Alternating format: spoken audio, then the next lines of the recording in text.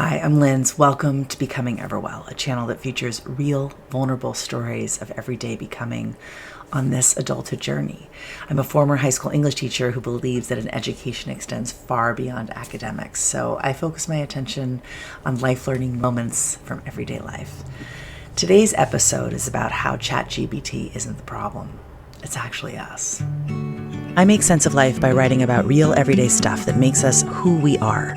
Some of these snapshots are fun, some are more serious. Maybe they'll open up something in you too. Let's grow. As a writer without an editor, my husband is my go-to reader and critic when I need an objective-ish ear. Side note, he's got no professional writing or editorial experience, but he's supportive, has my best interest, and is my in-house option. I'm grateful for his willingness. About 20 minutes after a recent piece of mine was published, it's called The Young Babysitter's Handbook. It hit Substack's live feed, and it was a piece for which I hadn't asked for feedback. He delightedly informed me that he'd read it and enjoyed the essay. I was elated but kind of surprised and asked him, "You read the whole thing already?" Because this particular essay had been a deviation from my typical essays. It's a hearty piece, 17 pages printed out, hence the word handbook in the title.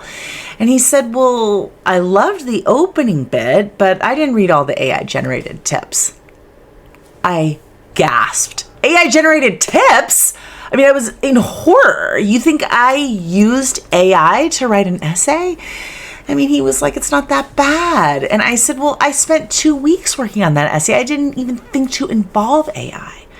20 minutes earlier, I'd hit published with buoyancy, and now my spirits were like a deflated balloon." "Look," he attempted to bridge our disconnect. "When you ask ChatGPT to help, it often comes back with a bullet point format, and your essay had that feel." I was still offended that he'd casually questioned my integrity as a writer, and I shot back. It was a handbook of tips for babysitters, their parents, and hiring parents. Bullet points make sense. "Look," he said, "all I'm saying is that your writing is so good that it could have been AI." This is his offering, his last attempt in his sinking ship of an unintended insult. The attempt failed.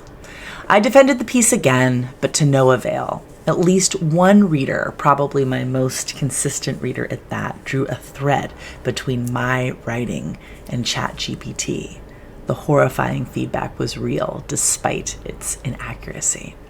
Since then, we've revisited the topic of ChatGPT's role in today's world. He's thoroughly over this topic. I'm just digging in.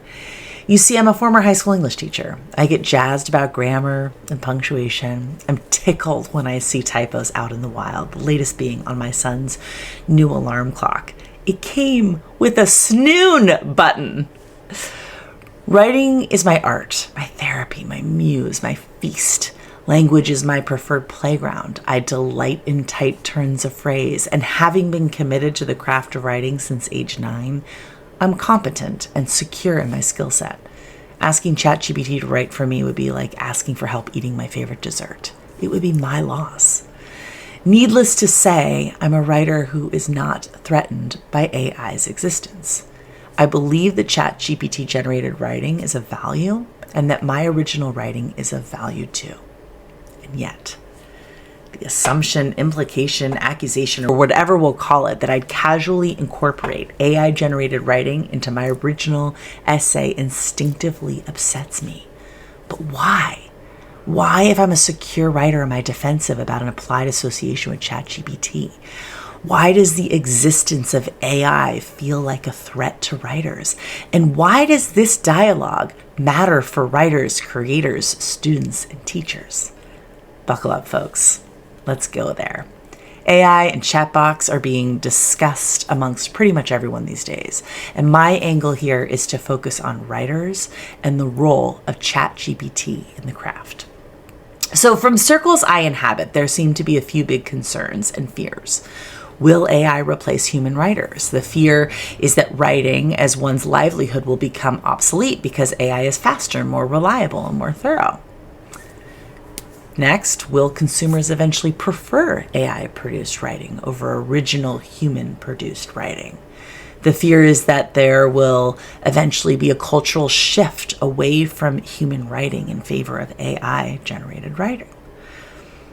Third, Will AI replace creative human thinking? The fear is that people will become robotic in their thinking and lose the ability for critical, analytical, creative, or original thought.